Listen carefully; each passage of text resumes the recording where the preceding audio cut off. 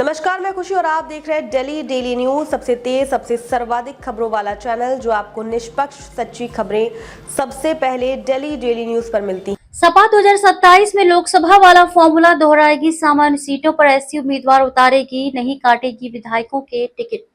UP विधानसभा चुनाव 2027 जल्द कराए जाने की सुगबुगाहट के बीच सपा ने अपनी तैयारियां तेज कर दी हैं। पार्टी सूत्रों के मुताबिक सपा ने उम्मीदवारों की एक लिस्ट तैयार कर ली है, दूसरी पर काम चल रहा है। पहली लिस्ट मौजूदा विधायकों की है जिनमें ज्यादातर के टिकट रिपीट किए हैं। दूसरी लिस्ट पर मंथन चल रहा है, इसमें सामान्य सीटों पर दलित उम्मीदवार उतारे जाने की चर्चा है। सुरक्षित सीटों को लेकर भी सपा इस बार ज्यादा अलर्ट है। सपा आखिर कैसी रणनीति बना रही है? सपा की निगाह पीडीए यानी कि पिछड़ा दलित अल्पसंख्यक वोटों पर है।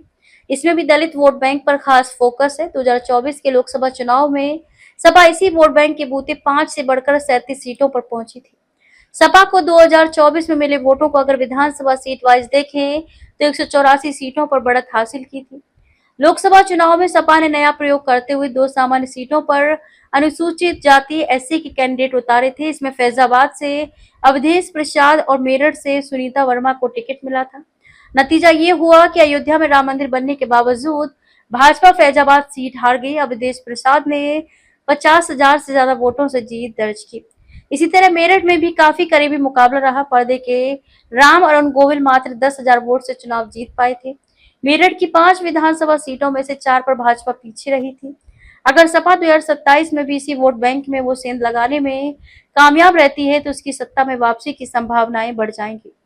वरिष्ठ पत्रकार राजेंद्र कुमार कहते हैं, 2024 के लोकसभा चुनाव में अयोध्या सीट पर मिली कामयाबी के फॉर्मूले को सपा विधानसभा चुनाव में भी आजमाएगी।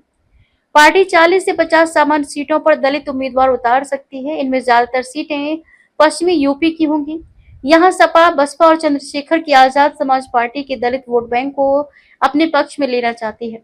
ये वोट बैंक पहले बसपा का था, लेकिन 2012 के विधानसभा चुनाव में हार के बाद से बट गया। यूपी में विधानसभा की 86 सुरक्षित सीटें हैं। इनमें एससी के लिए 84 और अनुसूचित जनजाति एसटी के लिए 2 सीटें रिजर्व हैं। लोकसभा चुनाव में प्रदेश में 17 सीटें एससी के लिए सुरक्षित हैं। 2024 लोकसभा चुनाव में सपा ने इनमें से 7 सीटें जीती थी। एक सीट कांग्रेस के खाते में गई थी। यूपी का इतिहास कुछ ऐसा रहा है कि जो भी आधी से ज्यादा सुरक्षित सीटें जीतता है वही यूपी में सरकार बनाता है। हमारे चैनल में बने रहने के लिए हमारे चैनल को लाइक करें, सब्सक्राइब करें, बेल आइकन दबाना ना भूलें।